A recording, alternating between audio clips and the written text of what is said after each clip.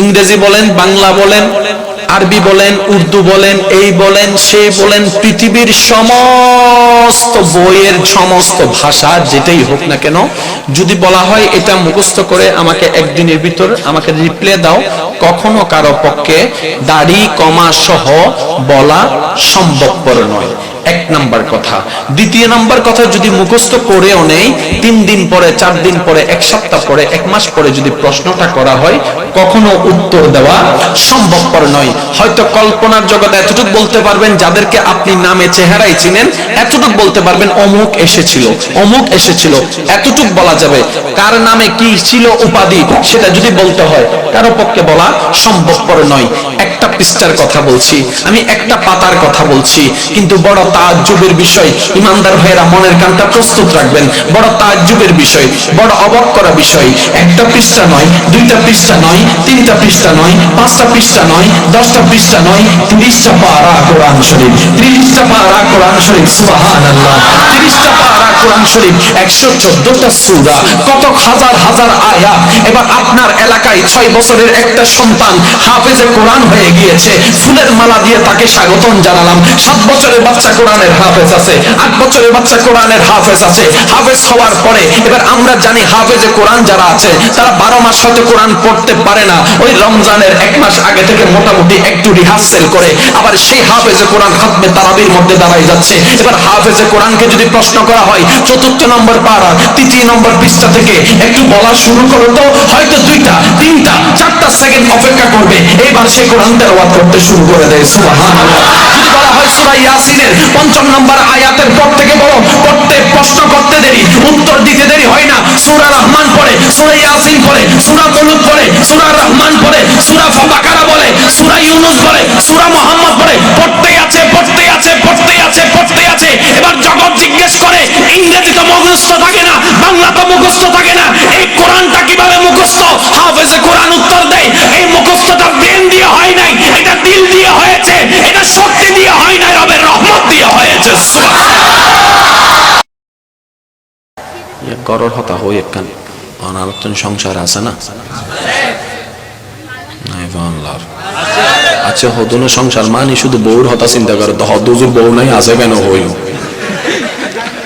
পরিবার আছে না, মাঝে মধ্যে 2 হতা চলে না ন চলে, সহ্য চলে না ন চলে, মাঝে মধ্যে হয়তো মুখে কি হতা হবে রাত থাকতে চলে না, মাতো না চলে না। আবার বোধ জামাই অক্কল বউ অক্কলরে ডাইরেক্ট কেন মুকুর দি তালা হই ফেলার দে আছে না, ডিভোর্স দে আছে না। অনারা জিল্লে সংসার আছে, পরিবার আছে, উজুর অক্কল নাই ফেনলার, উজুর অক্কল তালাক নরকা এবেল হন উজুরুগর অনারা ডেন্ডে জিবে মসজিদের মুয়াজ্জিন সাহেব, ইমাম সাহেবের মাসে হাদি সম্মাননা হতদন্দে বেশি তো বেশি 8 ও ডেইলি টুলি 10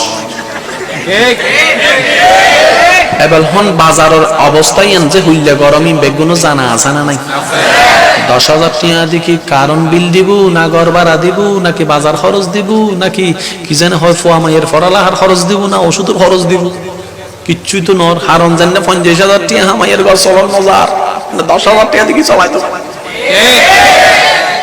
বাস্তব না বাস্তব নাকি দোয়ানদার হাসে উজুর দেখানোর মারে মারে, আপনি হুজুর মানুষ, চাউলের কেজি সবার জন্য 50 টাকা, আপনার জন্য আমি 15 টাকা দিব, দিই না যখন দিই না। আনার ফোয়া মাইয়া জিল্লে ফরালাহা করেন, উজুরের ফোয়া মাইয়া ফরালাহার দরকার আছে না নাই, বেগিন মিলিয়ে অন 50,000 টাকা দিন অফাইতে লাগবে নিবে, 5,000 টাকা দিয়ে কেন চলাবে না কেন ভাবি সনদ দরকার আছে, আল্লাহ আর কেন বুঝিবে তৌফিক তো। 10,000 টিকে এবার মা বড়, 10,000 টিকে হামাদে ইবেন মা গরব, 1 লাখ টাকা হামাদ দিবের মা বিদ্যাস মা এই ফ্যাঁস কেন লাগিল, বাবনের দরহার যুবক কলে কেন মাতি হন ভাই, বাবনের দরহার আজি এজিয়েন পত্রিকার মধ্যে ঘটনা দেখতে লাগবে ভাই, আজি তো না কেন মনে রাখবেন, যেতে হনকান ঘটনা দেবেন উনিবেন, মনে মনে চিন্তা করিবেন যে ইয়েন আর গড় তো উত্তারে, ইয়েন আনলো উত্তারে কইলে অনাগতন সাবধানে জিততারি তিনটা বেটি খাওয়া বাজে আর গাদার কল কেঙ্গরে উত্তর নেই, দাসিয়ান হুন্দি যার গুই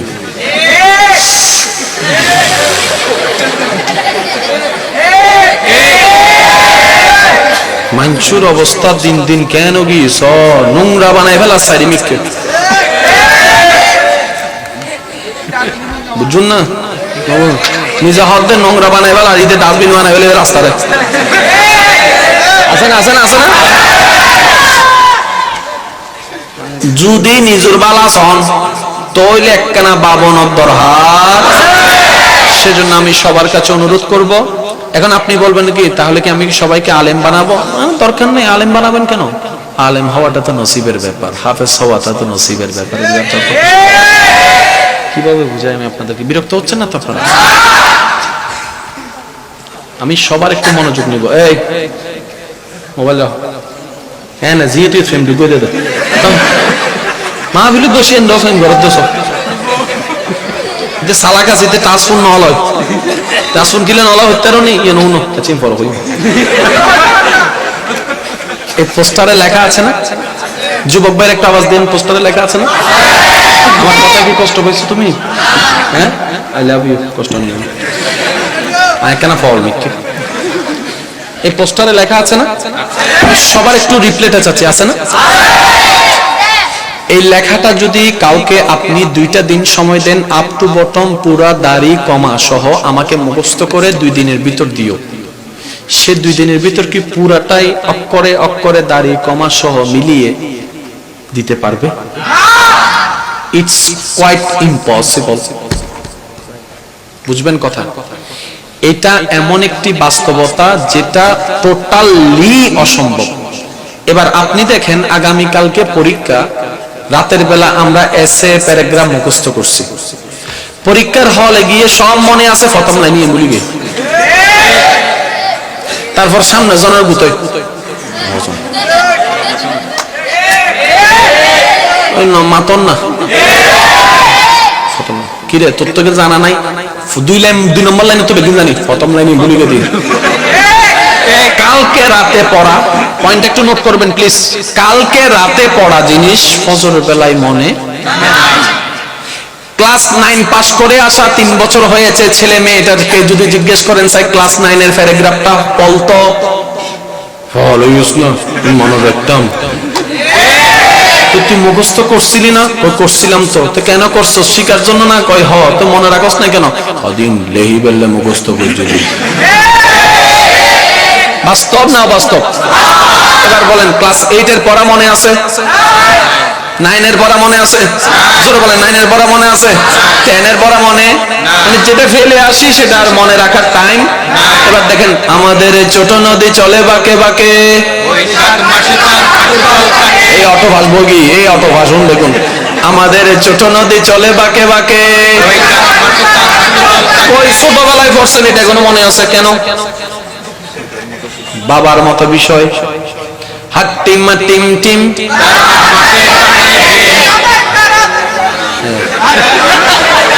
বললেন এখলাস ওয়াই আজি ওয়াইজ নগরে আয় বাইক কললা হতা হইতা মাসি দি ওয়াইজ জানা করি মান উজুর আইরে গরি গরি ওয়াজ এন্ড উজুর জানদা উপস্থিত জানদা নাম উজুর আছে না ওয়াইজ করে দিব হন আবার ওয়াইজ না শুধু হতা হইতা মাসি উজুর আইন পর্যন্ত কষ্ট হইতা লাগু না না না।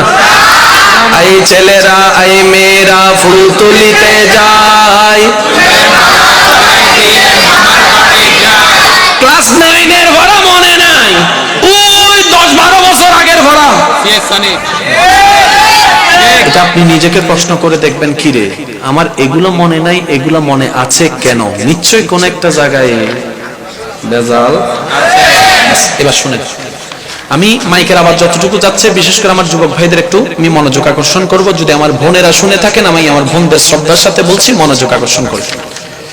ইংরেজি বলেন, বাংলা বলেন, আরবি বলেন, উর্দু বলেন, এই বলেন সেই বলেন, পৃথিবীর সমস্ত বইয়ের সমস্ত ভাষা যেটাই হোক না কেন, যদি বলা হয় এটা মুখস্থ করে আমাকে একদিনের ভিতর আমাকে রিপ্লাই দাও, কখনো কারো পক্ষে দাড়ি কমা সহ বলা সম্ভবপর নয়।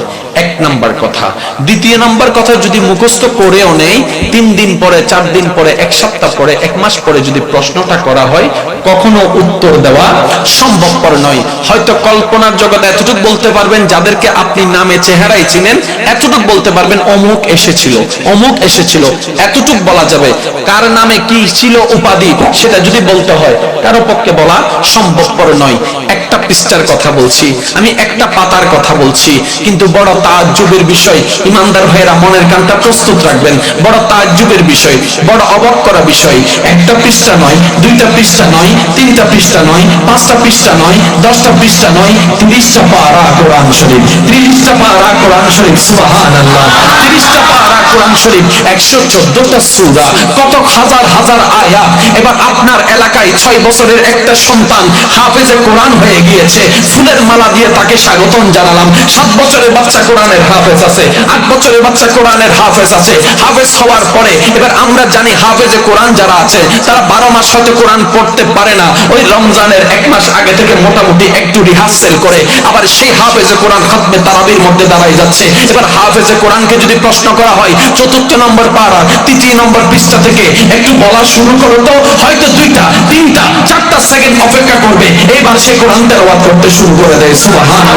যদি বলা হয় সূরা ইয়াসিনের 5ম নম্বর আয়াতের পর থেকে বলো, পড়তে প্রশ্ন করতে দেরি, উত্তর দিতে দেরি হয় না। সূরা রহমান পড়ে, সূরা ইয়াসিন পড়ে, সূরা মুলক পড়ে, সূরা রহমান পড়ে, সূরা বাকারা বলে, সূরা ইউনূস পড়ে, সূরা